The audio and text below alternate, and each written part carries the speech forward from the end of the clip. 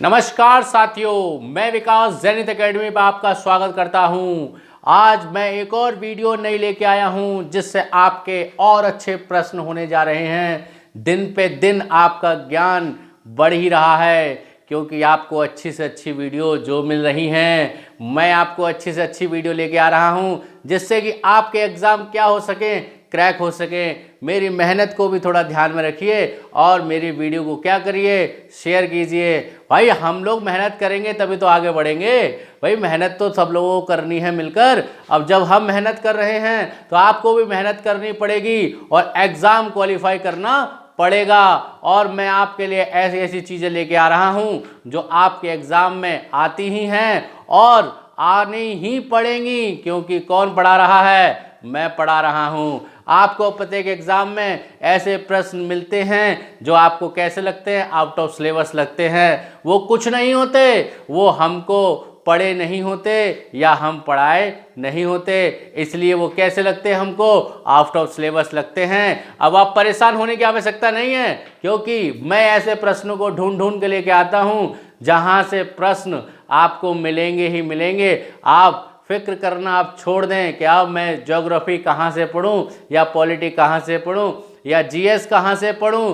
तो channel search करिए Zenith academy KSJ और आपको मिलेगी एक बढ़िया सी प्लेलिस्ट जिसमें लगभग कई सारी वीडियो एकत्रित हो चुकी हैं और वो क्या कर रही हैं? बस आपका ही इंतज़ार कर रही हैं कि कोई मुझे खोले और वहाँ से पढ़ना स्टार्ट करे और अपने क्या करे, नोट्स बनाना प्रारंभ करे। आज एक और चैप्टर में लेके आया हूँ भारत के भूगोल का, जहाँ से प्रश्न आपके बनते ही बनते हैं। ये ऐसा चैप्टर है, अगर हम इसको ओपन करके भी ना पढ़ें तब भी हम इस चैप्टर को पढ़ लें तो लगभग हमारा आधा भाग कैसा हो जाएगा? सरल हो जाएगा।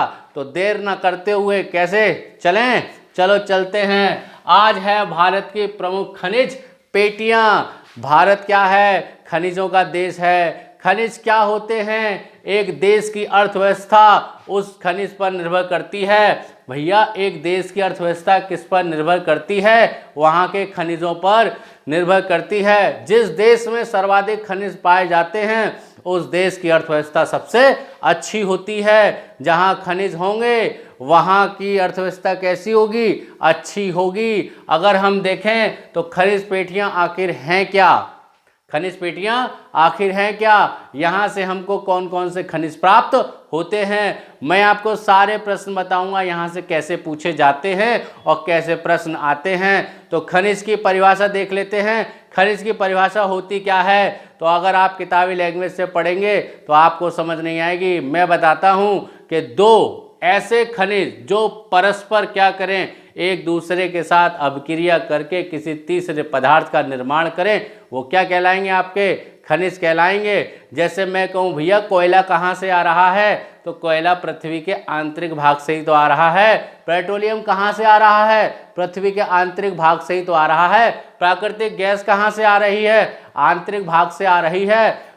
सोना कहाँ से आ रहा है? आंतरिक भाग से आ रहा है। तांबा कहाँ से आ रहा है? आंतरिक भाग से आ रहा है। अरे भाई सब कुछ आंतरिक भाग से आ रहा है, तो मैं इसमें क्या कह सकता हूँ कि भैया आंतरिक भाग, समय, तापमान, दाब, इन सभी के कारण क्या होता है? खनिज पेटियां अलग अलग भागों में कैसी हो जाती हैं? विभाजित हो जाती हैं। मौसम तो आपने सुना ही होगा, भाई कहीं गर्म होता है तो कहीं ठंडा होता है। तो हम देर न करते हुए स्टार्ट करते हैं। खनिज क्या है? दो या दो से अधिक तत्वों का पूर्ण योग एवं स्पष्ट रासायनिक संयोजक क्या कहलाता है? आपका खनिज कहलाता है। भैया बात भी तो मैंने वही कही थी कि भाई क्या है कि दो या दो से अधिक तत्वों का पूर्ण योग एवं स्पष्ट रासायनिक संयोजक क्या कहलाता है? आपका खनिज कहलाता है। खनिज क्या है? ये अजैविक प्रक्रियाओं से निर्मित होते हैं। किससे निर्मित होते हैं? अजैविक प्रतिक्रियाओं से निर्मित होते हैं। जैविक और अजैविक तो जानते ही होंगे आप लोग, ठीक है? नहीं जानते होंगे तो भाई मैं बताऊंगा आपको ईवीएस में। यह किस रूप में पाए जाते हैं? तो भैया अयस्क के रूप में पाए जाते हैं। किस रूप में पाए जाते हैं? अयस्क के रूप में पाए जाते हैं, ठीक है? मैंने इसको दो भागों में विभाजित किया है। एक मैंने आपको मानचित्र बनाया है और दूसरा इनके थ्योरेटिकल कॉन्सेप्ट लिखे हैं कि कहाँ से कौन सी चीज़ें पाई जाती हैं। यहाँ मैंने राज्य लिखे हैं कि इन पेटियों का विस्तार किन किन राज्यों में स्थित है या इनका विस्तार कहाँ कहाँ पर है। तो देख लेते हैं एक बार। हम पहले थ्योरेटिकल कॉन्सेप्ट पढ़ेंगे मैप को, बताओ जल्दी। चलो मैप को ही देख लेते हैं, है ना। पहले राज्य देख लेते हैं। तो पहला है उत्तर पश्चिम, यानी उत्तर पश्चिम पेटी कितने भागों में विभाजित की गई? 1 2 3 4 5, यानी सभी खनिज पेटियों को कितने भागों में विभाजित किया गया भैया? 5 पेटियों में विभाजित किया गया। उत्तर पश्चिम, छोटा नागपुर पठार, ठीक है, मध्यवर्ती पेटी, दक्षिण पेटी तथा दक्षिण पश्चिम पेटी। अगर उत्तर पश्चिम पेटी का विस्तार देखेंगे तो महाराष्ट्र है, गुजरात है तथा राजस्थान है। किन किन राज्यों में है? 3 राज्यों में, महाराष्ट्र में, गुजरात में तथा राजस्थान में। मध्यवर्ती पेटी की बात करेंगे तो भैया कहाँ पर है? आंध्र प्रदेश में है। कहाँ पर है? आंध्र प्रदेश तथा महाराष्ट्र, आंध्र प्रदेश तथा महाराष्ट्र और आपका मध्य प्रदेश। कहाँ कहाँ विस्तारित है? मध्य प्रदेश में विस्तारित है। भैया एक बार और देखेंगे, मध्य पेटी, ये वाली पेटी किसका? आंध्र प्रदेश, महाराष्ट्र तथा मध्य प्रदेश। छोटा नागपुर देख लेते हैं भैया, झारखंड, उड़ीसा, पश्चिम बंगाल, छत्तीसगढ़। क्या है छोटा नागपुर पेटी का विस्तार? झारखंड, उड़ीसा, पश्चिम बंगाल तथा आपका छत्तीसगढ़। झारखंड को तो सभी जानते होंगे, कोयले के लिए क्या है? सर्वाधिक प्रसिद्ध है। सर्वाधिक खानें कोयले की कहाँ पाई जाती हैं? तो आपके झारखंड में पाई जाती हैं। दक्षिण पेटी की बात करेंगे तो कर्नाटक और तमिलनाडु में इसका क्या है? विस्तार है।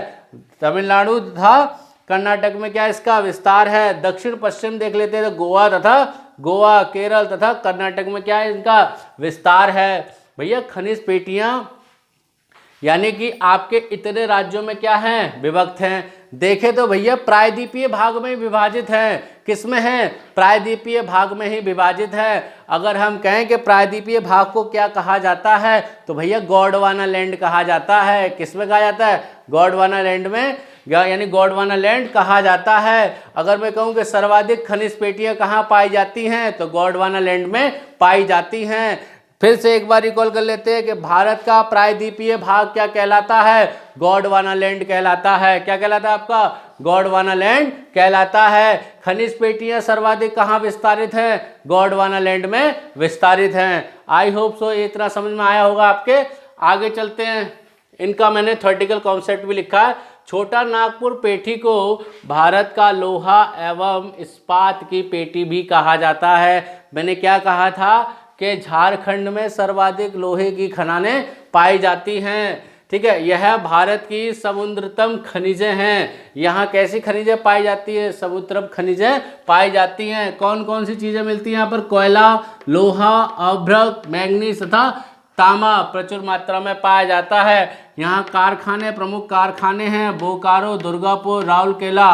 ये क्या है? इसके प्रमुख कारखाने हैं। छोटा नागपुर पेटी को क्या कहा जाता है? तो भारत का लोहा एवं इस्पात पेटी भी कहा जाता है। मोस्ट इम्पोर्टेंट, अगर आपसे पूछा जाए कि भैया लोहा एवं इस्पात पेटी खनिज किसे कहा जाता है? मध्यवर्ती कहा जाता है, दक्षिणवर्ती कहा जाता है, छोटा नागपुर कहा जाता है, तो आंसर क्या होगा? छोटा नागपुर होगा। मध्यवर्ती पेटी में मैग्नीज, बॉक्साइट, चूना पत्थर तथा संगमरमर की चट्टानें पाई जाती हैं। भैया आप लोग ये जानते तो होंगे नर्मदा और तापी नदी को, तो वह किसके लिए प्रसिद्ध है? संगमरमर की चट्टानों के लिए प्रसिद्ध हैं। आगे चलते हैं।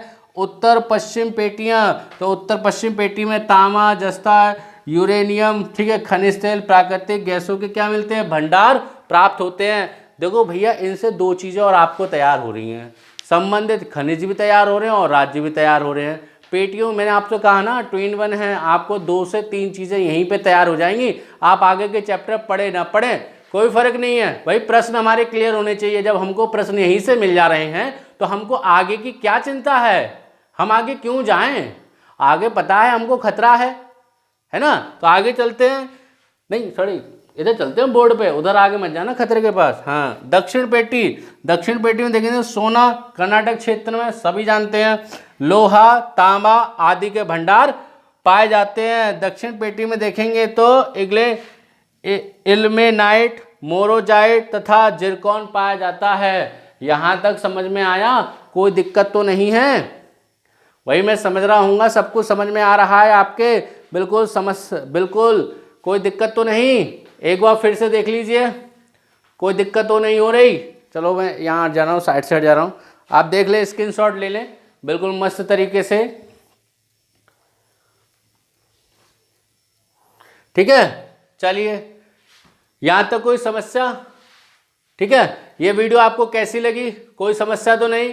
ठीक है, और ये अच्छी वीडियो मैं आपके लिए लेके आऊंगा। अब आपका ऐसा पार्ट शुरू हो गया है कि आप एक भी वीडियो क्या ना करें, मिस ना करें।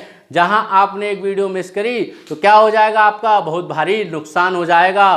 ठीक है, कैसे हो जाएगा? जैसे हमने भी कुछ लिखा है आप लोगों के लिए, बोल ही देते हैं, लिखते हैं कि अपने हौसलों के बल पर हम अपनी प्रतिभा दिखा देंगे। अपने हौसलों के दम पर हम अपनी प्रतिभा दिखा देंगे।